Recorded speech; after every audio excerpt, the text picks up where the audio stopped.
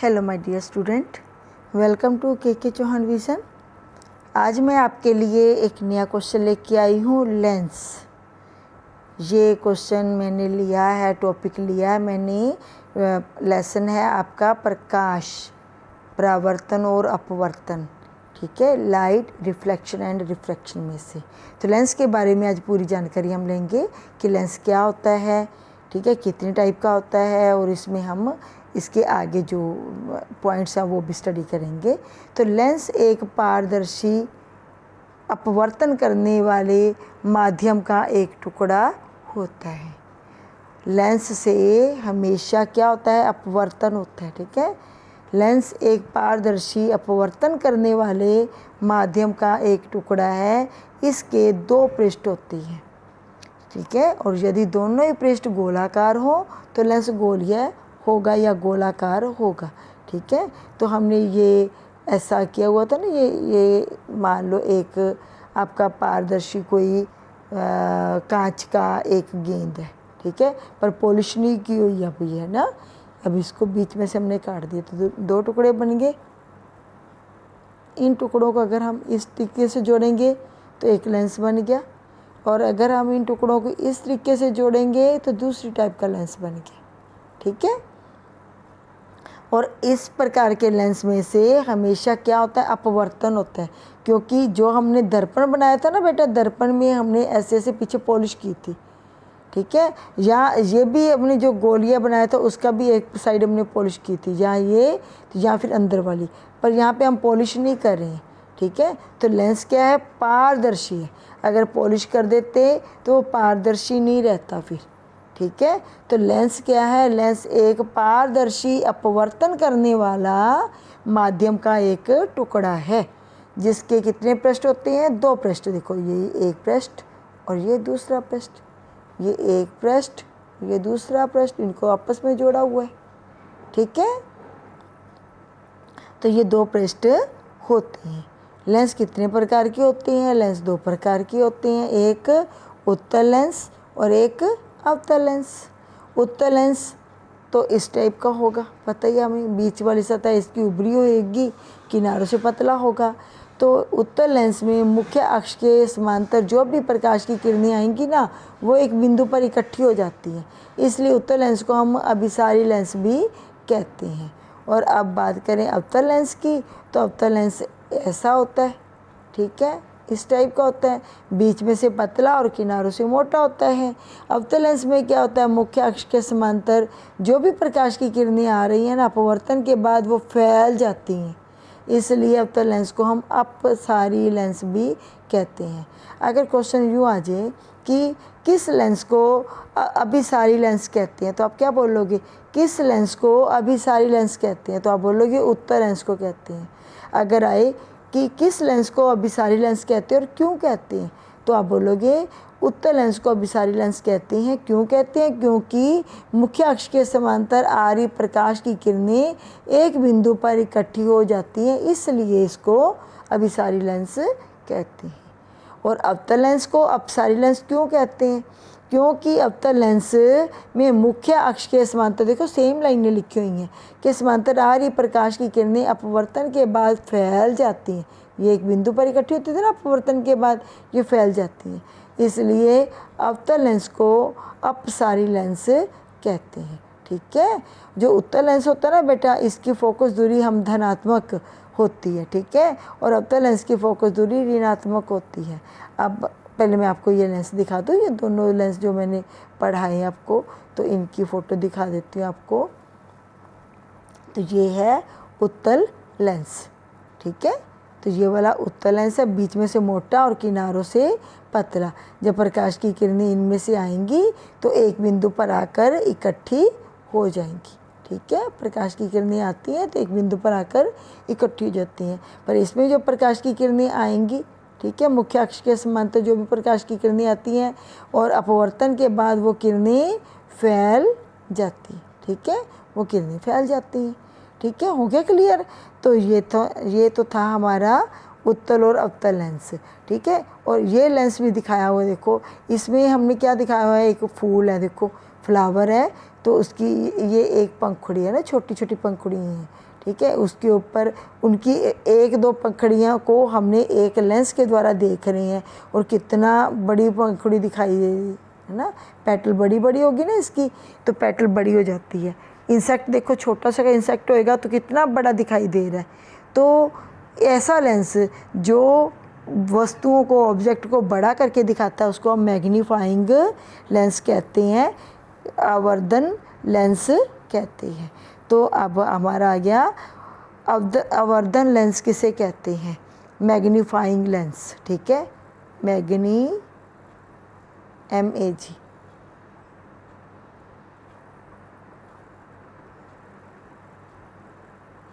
Magnifying lens, ठीक है। Magnifying lens क्या होता है, किसको कहते हैं, उत्तल लेंस को हम मैग्नीफाइंग लेंस कहते हैं। क्यों कहते हैं, क्योंकि जब उत्तल लेंस के द्वारा किसी छोटी सी वस्तु को भी देखा जाता है तो उसका बड़ी सारी फ़ोटो बनती है। तो मैंने आपको दिखाया ना, इंसेक्ट छोटा सा था तो उसकी कितनी बड़ी फ़ोटो बन रही है। तो उत्तल लेंस को आवर्धन लेंस कहते हैं। क्यों, क्योंकि इसके द्वारा बना प्रतिबिंब आकार में वस्तु के आकार से बड़ा होता है, वस्तु के आकार की अपेक्षा बड़ा होता है, ठीक है। अब हमारा पॉइंट आ गया, मुख्य अक्ष किसे कहते हैं। गोलीय पृष्ठों के वक्रता केंद्रों में से गुजरने वाली एक काल्पनिक रेखा जो लेंस के प्रकाशिक केंद्र में से गुजरती है, लेंस का मुख्य अक्ष कहलाती है। परिभाषा तो आसान है, अब इसको फोटो से देखेंगे तो बहुत आसान हो जाएगा।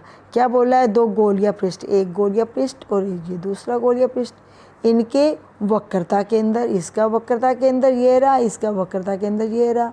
वक्रता केंद्रों में से गुजरने वाली एक काल्पनिक रेखा, तो ये वाली काल्पनिक सीधी काल्पनिक रेखा है, x डैश, ठीक है। ये सब कुछ हमने पढ़ा हुआ है, ठीक है। जो प्रकाशीय केंद्र में से, प्रकाशीय केंद्र कैसे बनेगा मैंने अभी आपको बताती हूँ। ये लेंस को अगर हम काट के बनाते हैं ना तो एक लेंस बन गया, तो ये जो सेंटर पॉइंट होता है इसको हम प्रकाशीय केंद्र कहते हैं। तो इसका प्रकाशीय केंद्र इस लेंस को अगर जोड़ के बनाते हो तो ये बनेगा ना। तो ये प्रकाशीय केंद्र में से गुजरती है, उसे हम मुख्य अक्ष कहते हैं। तो कैसे है मैं आपको दिखाती हूँ। ये रहा, ये दो मैंने वो लिए, प्रकाशीय गोले, कांच की गोली है, ठीक है, पर इनको पॉलिश नहीं किया हुआ है ना अपवर्तन के लिए। इस गोले का ये है सेंटर ऑफ कर्वेचर, इस गोले का ये है वक्रता केंद्र कहते हैं सेंटर ऑफ कर्वेचर को, ठीक है। वक्रता केंद्र आ गया, इसका वक्रता केंद्र, ठीक है। कुछ वर्ड्स बेटा आप इंग्लिश में भी याद किया करो। वक्रता केंद्र को हमेशा C से रिप्रेजेंट करते हैं, तो इसका वक्रता केंद्र ये आ गया। अगर ये दोनों लेंसों को हम काट के ऐसे जोड़े तो ये हमारा बन गया एक उत्तल लेंस, ठीक है, ठीक है, उत्तल लेंस। इस वाले उत्तल लेंस का वक्रता केंद्र ये है, इस वाले उत्तल लेंस का वक्रता केंद्र ये है।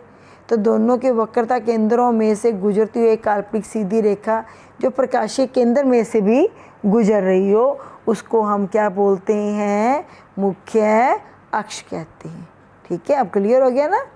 अच्छा जी, अब आगे हम पढ़ते हैं। मुख्य अक्ष कर लिया हमने। मुख्य अक्ष के बाद हम पढ़ेंगे प्रकाशीय केंद्र क्या होता है। इसको ऑप्टिका सेंटर कहते हैं। लेंस के मध्य बिंदु को प्रकाशीय केंद्र कहते हैं। जैसे मैं ये लेंस बनाती हूँ, इसका ये केंद्र वाला बिंदु को हम ऑप्टिकल सेंटर या प्रकाशीय केंद्र कहते हैं। ओ के साथ इसको शो करते हैं, ओ से लिखते हैं, ठीक है। अगर ये मैं लेंस बनाती हूँ ये वाला, तो इसका केंद्र कौन सा होगा, ये वाला ही केंद्र होगा ना। इस केंद्र को हम क्या बोलेंगे, ऑप्टिकल सेंटर, प्रकाशीय केंद्र।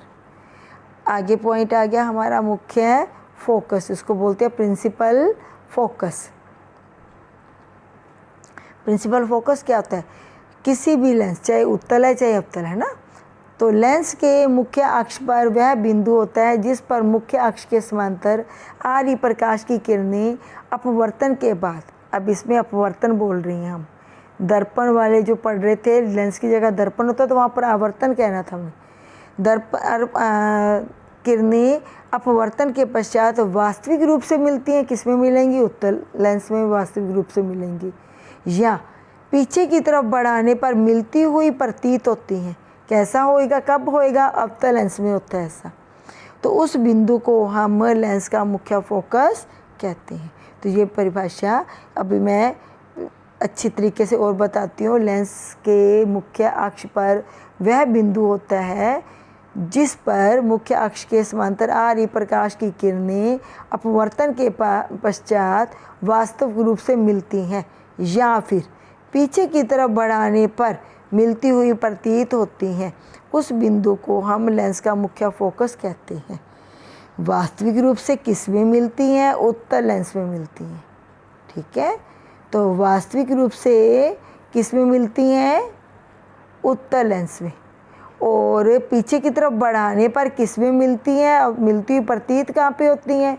ठीक है, अवतल लेंस में मिलती हुई प्रतीत होती हैं। ठीक है, तो इसको हम मुख्य फोकस को एफ के द्वारा रिप्रेजेंट करते हैं। अभी मैं आपको बताती हूँ, इस एक पॉइंट और बता दूँ, फिर इसकी फ़ोटो भी दिखाती हूँ। फोकस दूरी क्या होता है? इसको हम बोलते हैं फोकल लेंथ। लेंस के प्रकाशीय केंद्र, ये वाला प्रकाशीय केंद्र जो होता है, ठीक है, और मुख्य अक्ष के समांतर, ये मुख्य अक्ष था, ठीक है, ये मुख्य अक्ष के समांतर आ रही प्रकाश की किरणें जिस बिंदु पर आकर मिलती हैं, ठीक है, ये वाला बिंदु फोकस था। फोकस और इस प्रकाशीय केंद्र के बीच की दूरी को हम क्या कहते हैं? फोकस दूरी कहते हैं। ठीक है, अब इसको क्लियर करते हैं।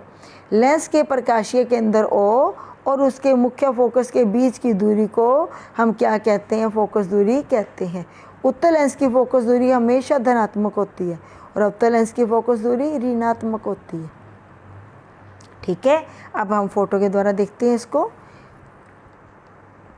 ये है उत्तल लेंस, ये मुख्य अक्ष के समांतर आ रही प्रकाश की किरणें इस बिंदु पर आकर मिली, तो इस पॉइंट को हम बोलेंगे मुख्य फोकस। ये पॉइंट और ये प्रकाशीय केंद्र के बीच की जो दूरी होती है उसको हम बोलेंगे फोकल लेंथ, फोकस दूरी कहते हैं। ठीक है, तो अब हमने ये पढ़ा था कि वास्तव में मिलती हैं, तो यहाँ पे तो वास्तव में मिल रही है ना, देखो आके हमने कुछ नहीं किया, सच्ची मुच्ची मिल रही है, तो ये वास्तविक फोकस हो गया। वास्तविक फोकस किस में मिलता है? उत्तल लेंस में वास्तविक फोकस मिलता है। ठीक है, और उत्तल लेंस की फोकस दूरी भी धनात्मक होगी, बड़ी आसानी से हम इस दूरी को कर लेंगे।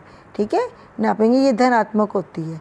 अगर हम बात करें अवतल लेंस की, तो अवतल लेंस में तो ये किरणें फैल रही हैं आके, ठीक है, ये किरणें तो फैल रही, इनको हमने डॉटेड लाइन बना के पीछे की ओर आकर एक बिंदु पर, मुख्य अक्ष के बिंदु पर आकर मिलाया, तो ये वाली दूरी और ये वाली दूरी को तो हम फोकल लेंथ बोलेंगे।